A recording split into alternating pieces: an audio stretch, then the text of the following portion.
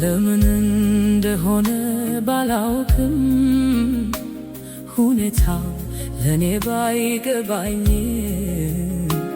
የማልፍበት ሁሉ ቢከብድም ኢየሱሴን በፍጹም አልክድም። ጊዜ ሲያልፍ ጊዜ እኮ ይተካል፣ እንዳለ ሁሉ መቼ ይቆያል። እለፍ ሲለው ጌታ ነገሩ ያልፋል ተጠቅልሎ ችግሩ። በአምላኬ የተረዳሁ በክንዱ የተደገፍኩት አንቼ ቆምኩኝ ተዘልዬ አለሁኝ ይሄው ከና ብዬ።